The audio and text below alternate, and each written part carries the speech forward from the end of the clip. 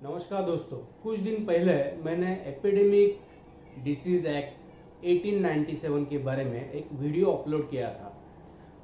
उस वीडियो में मैंने जो जानकारी दी थी उस वक्त इस एक्ट के बारे में ऐसे कहा था कि हमारे देश के जो छोटे से छोटे कानून है उसमें से एक यह कानून है और उसी तरह इस कानून में कई सारे बदलाव करने की जरूरत है, ऐसे भी उस वक्त मैंने उस एक्ट में कहा था।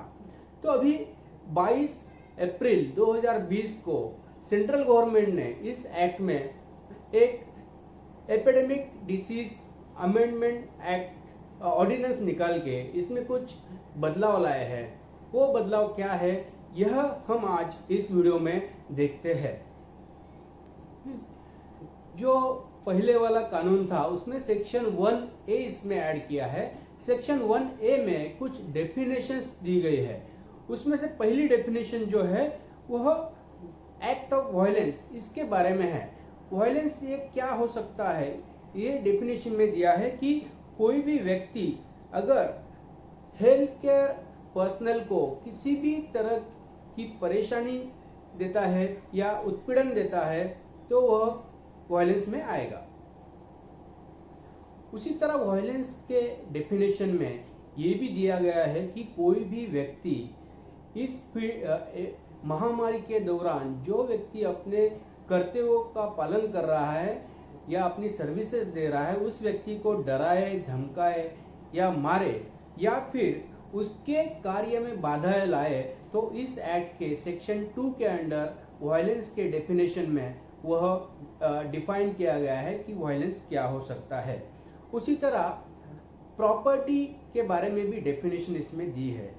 कोई भी व्यक्ति अगर हेल्थ केयर पर्सनल के प्रॉपर्टी को बाधा पहुंचाती, क्षति पहुंचाती है तो भी इस एक्ट में उसको ऐड किया गया है।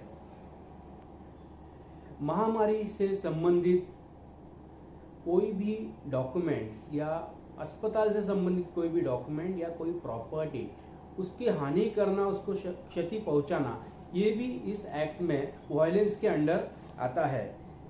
इसके बाद सेक्शन 2A में सब क्लॉज बी में हेल्थ केयर सर्विस पर्सनल कौन है इसके बारे में डिफाइन किया है। हेल्थ केयर सर्विस पर्सनल यानी महामारी के दौरान जो कोई भी व्यक्ति पीड़ित लोगों को अपनी सेवाएं प्रदान कर रहा है, ऐसा कोई भी व्यक्ति हेल्थ केयर सर्विस पर्सनल कहा जाएगा। उसमें डॉक्टर्स आ सकते हैं, नर्सेस आ सकते हैं, पैरामेडिकल वर्कर आते हैं या कोई भी हेल्थ केयर फील्ड में काम करने वाले सोशल वर्कर भी इसमें आते हैं। उसी तरह राज्य शासन द्वारा ऑफिशियल गैजेट में जिस किसी व्यक्ति को महामारी के दौरान कार्य करने के लिए अपॉइंट किया गया है, ऐसा व्यक्ति भी हेल्थ केयर सर्विस पर्सनल करके कहा जाएगा, ऐसे इस एक्ट में दिया है। इसी तरह इस एक्ट ने अथॉराइज किया हुआ कोई भी व्यक्ति भी इस एक्ट के under health care service personal कहा जाएगा। इस एक्ट में जो प्रॉपर्टी की डेफिनेशन दी गई है उसके अनुसार प्रॉपर्टी यानी जो क्लिनिकल एस्टेब्लिशमेंट एक्ट 2010 के अंडर जो प्रॉपर्टी है वो उसको प्रॉपर्टी कहा जाएगा। उसी तरह जो क्वारंटाइन करने के लिए या आइसोलेट करने के लिए जिस किसी भी प्रॉपर्टी का इस्तेमाल किया जा रहा हो उसको भी इस एक्ट में प्रॉपर्टी कहा जाएगा। उसी तरह जो मोबाइल मेडिकल यूनिट्स है और जो कोई भी सामग्री महामारी रोकने के लिए यूज की जा रही है उस सब सामग्री को इस एक्ट में प्रॉपर्टी कहा जाएगा। सेक्शन 2A के अंडर कुछ चेंजेस इसमें किए गए हैं। जैसे मैंने पिछले वीडियो में कहा था कि ये एक्ट 1897 में बनाया था, इसलिए उस वक्त जो ट्रैवलिंग होता था वो बंदरगाहों से या बड़े बड़े शिप से होता था, इसीलिए उसमें सिर्फ बंदरगाहों के बारे में लिखा है। लेकिन जो अमेंडमेंट अभी की गई है इसमें सब सेंट्रल गवर्नमेंट को पावर रहेगी कि कोई भी बस, ट्रेन, एरोप्लेन या हवाई जहाज या जहाज ऐसे कोई भी माध्यम से अगर कोई ट्रैवलिंग कर रहा है तो ऐसे कोई भी रेलवे स्टेशन को या एयरपोर्ट को या कोई भी बंदरगाह को जाके वहाँ इंस्पेक्शन करने के पावर सेंट्रल गवर्नमेंट को है। उसी तरह कोई भी पैसेंजर है उसको डिटेन करने की या उससे पूछताछ करने के पावर इस सेक्शन 2A में अभी डाले गए हैं। ऑर्डिनेंस के सेक्शन 2B के तहत महामारी के दौरान कोई भी व्यक्ति आरोग्य सेवा देने वाले व्यक्ति को क्षति नहीं पहुंचाएगा, वह उस पर कोई हमला नहीं करेगा या उसकी प्रॉपर्टी को हानि नहीं पहुंचाएगा, ऐसे प्रोविजन 2B में दी गई है। सेक्शन 3 के अनुसार जो पहले सजा 6 महीने तक की थी 188 आईपीसी के तहत, उसमें कुछ चेंजेस अभी किए गए हैं।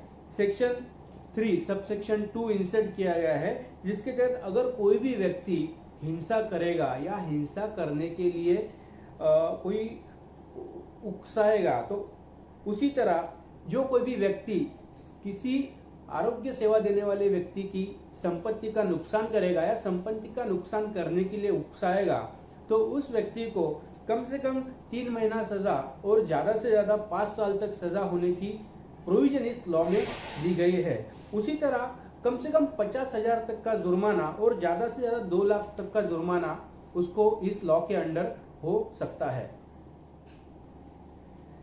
सेक्शन 3 में जो सब सेक्शन 3 ऐड किया गया है उसके तहत अगर किसी व्यक्ति ने ग्रीवियस हर्ट किया, यानी जो आईपीसी के सेक्शन 320 में जो डिफाइन किए गए हैं, इस तरह का कोई अगर नुकसान उसने पहुंचाया तो कम से कम 6 महीना और ज्यादा से ज्यादा 7 साल की सजा आरोपी को हो सकती है। उसी तरह कम से कम 1 लाख रुपए का जुर्माना और ज्यादा से ज्यादा 5 लाख का जुर्माना इसमें हो सकता है। सबसे इम्पोर्टेंट बात जो है, यह एक्ट इस ऑर्डिनेंस के तहत यह एक्ट कॉग्निजेबल और नॉन बेलेबल किया गया है।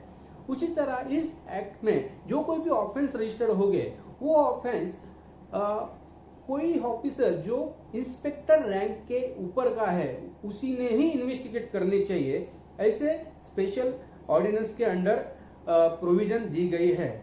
उसी तरह जो कोई जांच पड़ताल है वो एफआईआर होने से 30 दिन के अंदर जांच पड़ताल कंप्लीट होनी चाहिए, ऐसे सेक्शन 3 के सब सेक्शन ए में दिया गया है। उसी तरह इस ऑर्डिनेंस के तहत कोर्ट को भी कुछ विशेष निर्देश दिए गए हैं कि इस तरह की केसेस जो है वह ज्यादातर जैसे हो सके तो डे टू डे बेसिस पे चलनी चाहिए, एक्सपेडिशियस ट्रायल चलनी चाहिए। अगर ये डे टू डे या फास्ट नहीं चलती है तो फिर कोर्ट को राइटिंग में रीजन मेंशन करना पड़ेगा कि किस वजह से ये केस डे टू डे नहीं चली। उसी तरह स्पेसिफिक दिया है कि 1 साल के भीतर इस केस की ट्रायल खत्म होनी चाहिए।